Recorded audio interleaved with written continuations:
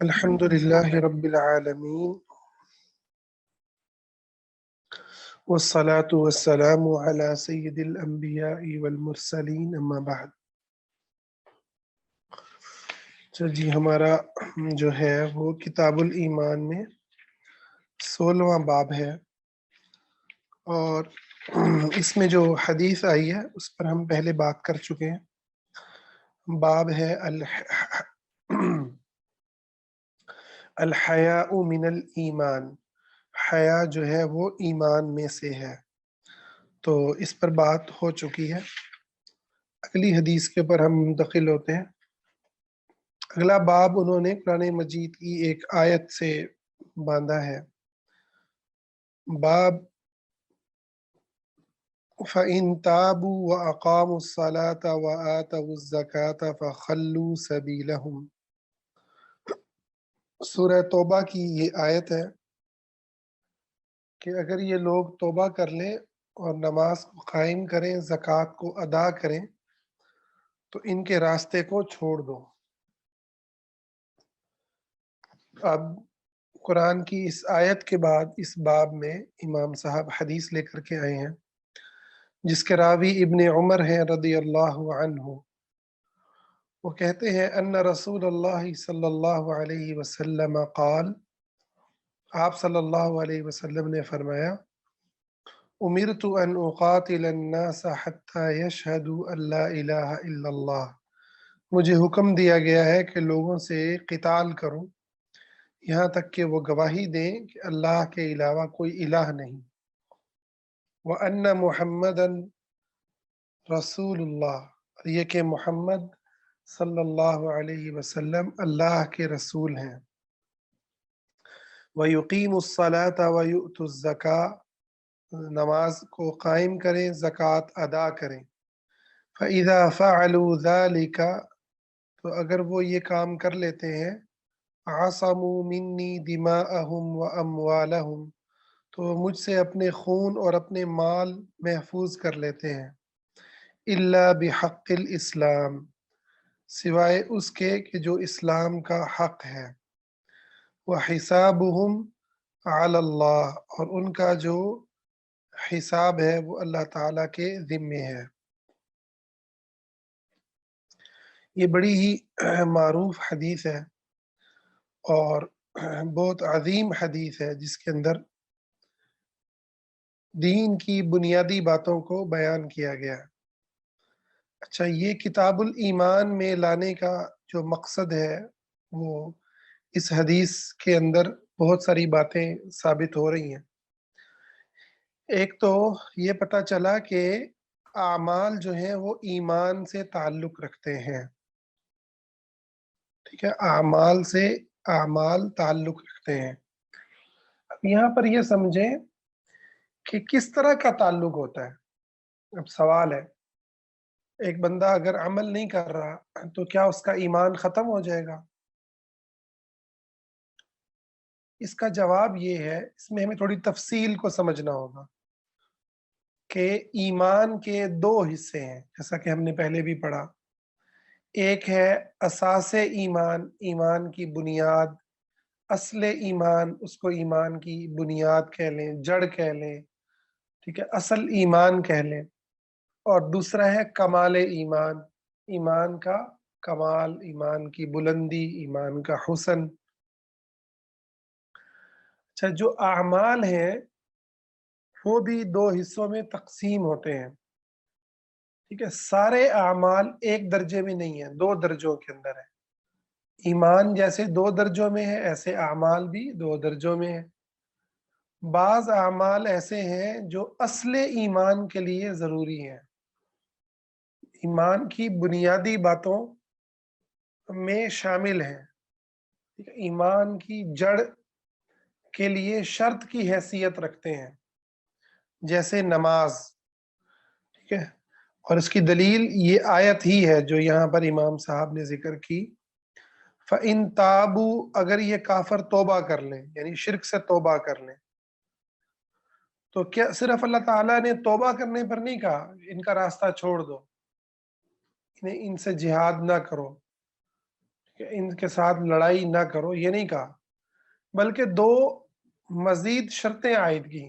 اس کا مطلب یہ ہے کہ یہ دو شرطیں جو ہیں اتنی بنیادی اور اتنی اہم ہیں کہ جیسے اللہ پہ ایمان لانا، شرک سے توبہ کرنا، یہ تو اتنی اہم ہے، اسی لیے تو ان کو ذکر کیا۔ تو کیا فرمایا؟ وَأَقَامُوا الصَّلَاةَ، نماز کو قائم کریں، اور دوسری چیز ہے وَآتَوُا الزَّكَاةَ، اور زکوٰۃ کو ادا کریں۔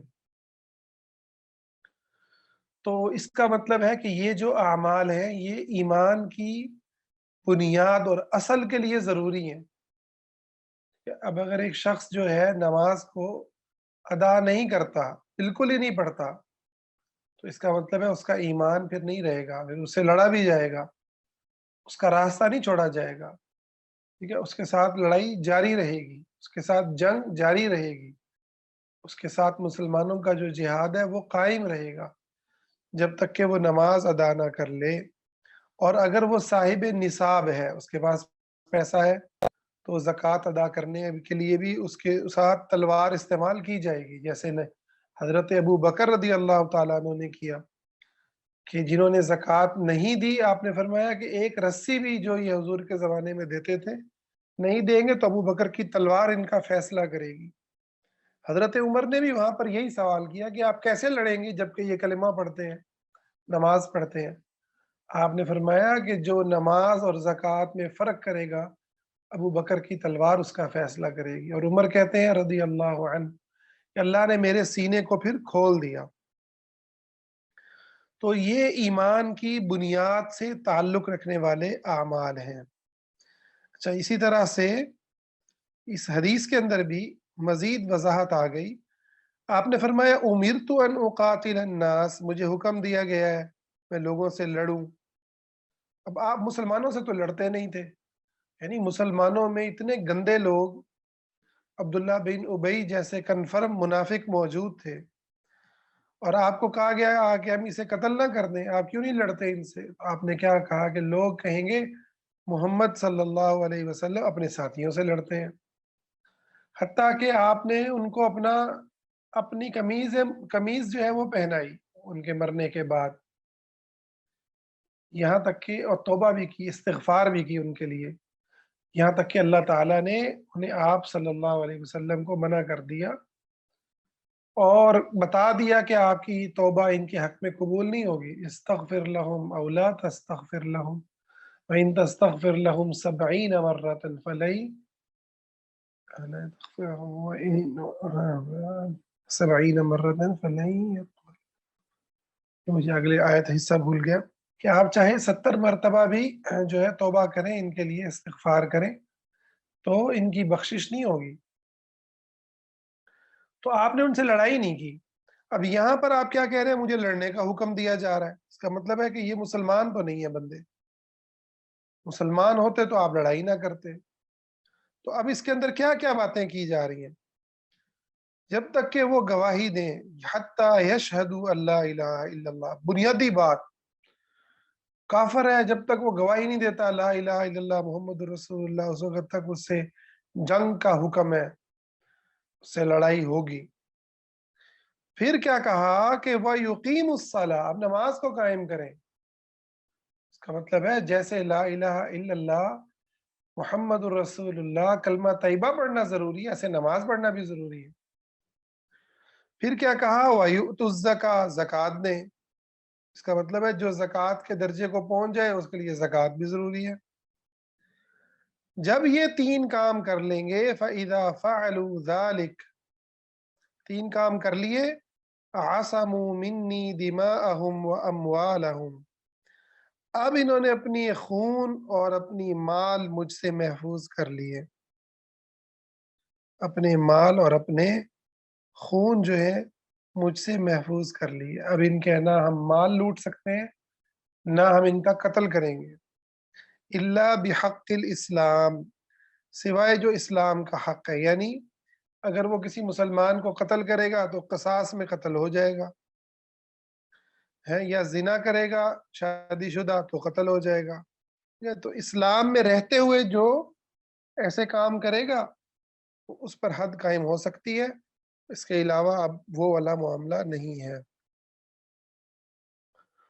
اور پھر کیا کہا، وَحِسَابُهُمْ عَلَى اللَّهِ، ان کا حساب اللہ کے ذمے ہے۔ اس سے ایک اور بڑا اصول اس جو ہے وہ حدیث سے نکلتا ہے کہ ہمیں یہ حکم ہے کہ ہم لوگوں کے ساتھ ان کے ظاہر کے بعد ان کی ظاہری حالت کے مطابق معاملہ کریں۔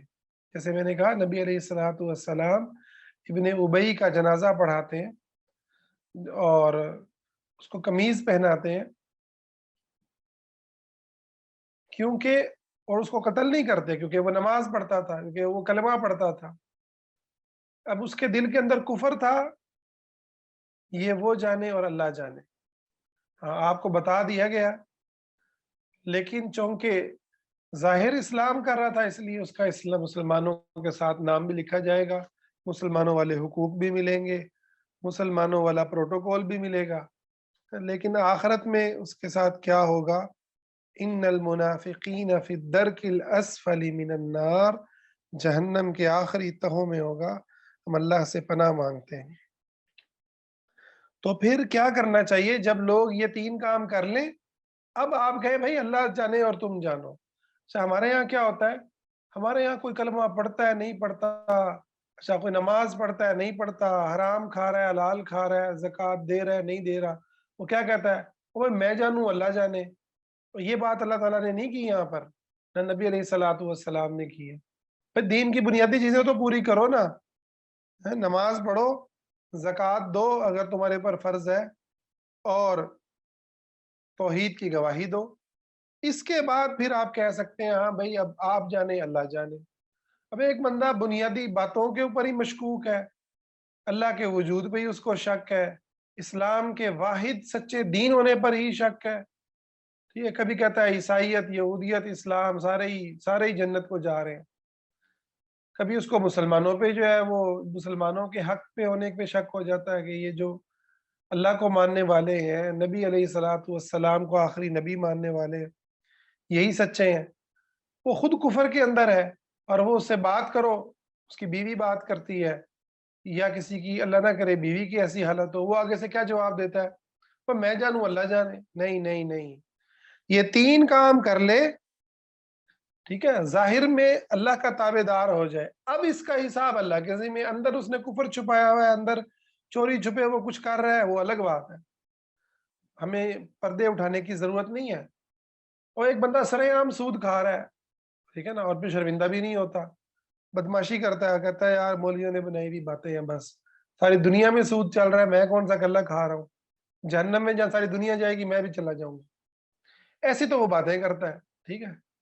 تو اس کو نہیں ہم کہیں گے بھی تیرا حساب اللہ کے ذمہ ہے، حساب تو اللہ نہیں لینا ہے، اس کے ساتھ ہمارے اوپر بھی کچھ فرض لاگو ہو جائیں گے، ٹھیک ہے۔ اگر وہ کفر کر رہا ہے تو اس سے الگ، اس کے ساتھ آپ جو ہے نا نہیں، اگر بیوی ہے تو اس کا نکاح ٹوٹ جائے گا، اگر وہ مر جائے گا اس کا جنازہ نہیں پڑھا جائے گا، قبرستان مسلمانوں میں دفن نہیں ہوگا، کوئی قادیانی ہو جائے، ختم نبوت کا انکار کر دے، یا کھلا کھلا کفر کرے، یا دین کا مذاق اڑائے، ٹھیک ہے، یا نماز کو ہی نہ مانے کہ نماز ہے ہی نہیں، یا نماز کو ہی نہ پڑھے، بالکل جائے ہی نہ مسجد، تو اللہ تعالیٰ کیا کہہ رہا ہے، ان سے لڑو۔ اللہ کہہ رہا ہے لڑو، ہم کہہ رہے ہیں کہ بھائی کوئی بات نہیں، چلنے دو۔ دیکھیں آپ حدیث میں نبی علیہ السلام کے الفاظ میں ذرا غور کریں کہ مجھے لڑنے کا حکم دیا گیا ہے لوگوں سے، یہ کوئی کہانی کی بات نہیں ہے، یہ کوئی مولوی کی بات نہیں ہے، حضور کا فرمان ہے، ابن عمر راوی ہے، صحیح بخاری ہے، ٹھیک ہے، صحیح ترین کتاب کتاب اللہ کے بعد، اور حضور کا فرمان اقدس ہے کہ مجھے تو اللہ نے یہ حکم دیا ہے۔ نبی علیہ السلام کو کس نے، کون حکم دیتا ہے، اللہ ہی دیتا ہے، تو مجھے تو یہ حکم ملا ہے میں لوگوں سے لڑوں۔ تو یہ مطلب نہیں ہے لا اکراہ فی الدین کا کہ لوگوں سے جو ہے نا انہی لوگ نکال لیتے ہیں بھائی دین میں تو سختی نہیں ہے، اب آپ کفر کری جاؤ، اب کلمہ پڑھ کے جو مرضی کرو، نہ بھائی نہ، اس کا یہ مطلب نہیں ہے لا اکراہ فی الدین۔ جب کلمہ پڑھ لیا تو اب اگر کفر کرو گے، اب اگر اللہ کے ساتھ شرک کرو گے، ختم نبوت کا انکار کرو گے، دین کی بنیادی باتوں کا انکار کرو گے، دین کا مذاق اڑاؤ گے، تو مرتد قرار پاؤ گے، اور مرتد کی سزا قتل ہے۔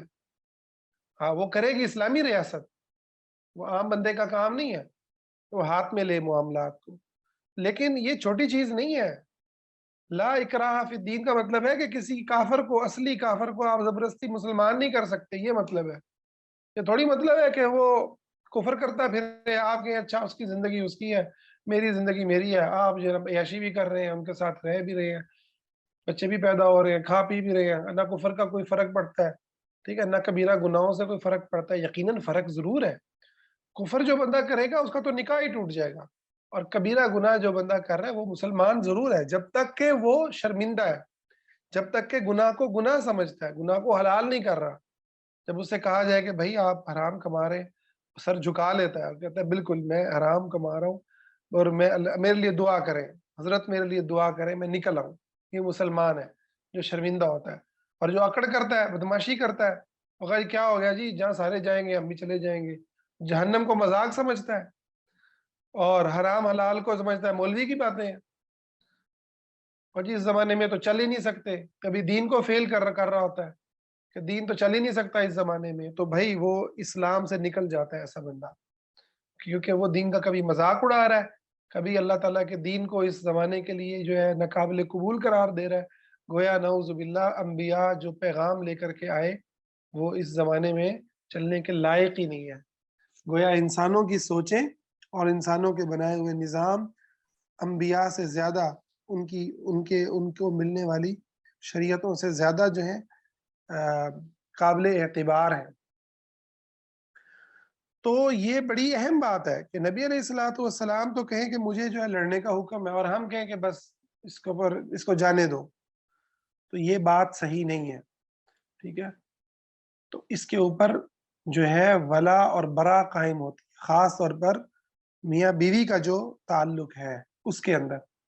ہاں، والدین اور اولاد کے تعلق میں ضرور فرق ہے. والدین کے ساتھ چاہے وہ کافر ہی کیوں نہ ہو، حسن سلوک کا حکم ہے، آپ احسان کریں، حسن سلوک کریں، ان سے طبی محبت بھی ہوگی. لیکن اگر کوئی بندہ بھی کفر کی حالت پہ مر گیا، یہودی ہو کے مر گیا، عیسائی ہو کے مر گیا، کلمہ پڑھنے کے بعد ختم نبوت کا انکار کر کے مر گیا، دین کی باتوں کا مذاق اڑاتے ہوئے مر گیا، چاہے باپ ہو، چاہے بیٹا ہو، چاہے کوئی ہو، اس کا جنازہ نہیں پڑھ سکتے، مسلمان کنسیڈر نہیں ہوگا. بڑی خطرناک باتیں ہیں. اس لیے ہم یہ نہیں کہہ رہے آپ فتوے لگاتے پھرے لوگوں پر، مگر خود تو سمجھیں، اور جو اس مرض میں مبتلا ہو اس کو تو سمجھائیں کہ بھائی یہ چھوٹی چیز نہیں ہے، چھوٹی چیز نہیں ہے. ہمارے نبی جو رحمت للعالمین ہے وہ تو کہہ رہے ہیں مجھے یہ حکم دیا اللہ نے میں لڑوں لوگوں سے، یہاں تک کہ وہ گواہی دیں کلمہ طیبہ کی، اور پڑھے نماز کو قائم کریں اور زکوٰۃ کو ادا کریں. جب یہ کام کریں گے تو اپنے خون اور اپنے مال وہ مجھ سے بچا لیں گے. تو یہ بڑی ہی اہم حدیث ہے جس کے اندر ہم نے دو تین باتیں پڑھی. ایک تو اعمال کی دو قسمیں ہم نے کی، بعض اعمال کا تعلق اصل ایمان سے یا ایمان کی جڑ سے ہے جس کے اندر نماز بھی آتی ہے. ٹھیک ہے، اور بعض اعمال کا تعلق ایمان کے حسن سے یا ایمان کے کمال سے ہے، جو باقی چیزیں ہیں نماز کے علاوہ. بعض اہل علم نے زکوٰۃ کو بھی گنا ہے اس کے اندر کہ بھئی زکوٰۃ نہیں دے گا تو بھی اسلام میں نہیں آئے گا، اور بعض کہتے ہیں کہ نہیں زکوٰۃ اگر نہیں دیتا تو گناہ گار ہوگا. لیکن نماز کے بارے میں بہت زیادہ دلائل ہیں کہ جو بے شک اس کو فرض بھی سمجھتا ہے لیکن اگر بالکل نہیں پڑھتا تو وہ اسلام سے نکل جاتا ہے. البتہ بعض علماء وہ بھی ہیں جو کہتے ہیں کہ اگر وہ آکڑ نہیں کرتا اور شرمندہ ہوتا ہے اور وہ کہتے ہیں مجھے پڑھنی چاہیے اور نہیں پڑھ رہا تو وہ مسلمان ہے. یہ وہ علماء بھی ہیں. علمی انصاف کا تقاضا ہے، دوسری رائے بھی نقل کرنی چاہیے. تو وہ علماء بھی ہیں. لیکن اس حدیث سے ہمیں یہ سمجھ میں آ رہا ہے کہ وہ کافر ہے یا مسلمان ہے وہ الگ بات ہے، مگر کم از کم نبی علیہ الصلوۃ والسلام نے اس کو جو ہے کلمہ طیبہ کی گواہی کے ساتھ ملایا نماز کو، اور لڑنے کی بات بھی کی ہے. ٹھیک ہے، لڑنے کی بات بھی کی ہے، اس کے ساتھ لڑا جائے گا. تو یہ چھوٹی چیز نہیں ہے. اللہ تعالی ہمارے گھروں میں نماز کو قائم فرمائے، معاشروں میں قائم فرمائے. آمین یا رب العالمین.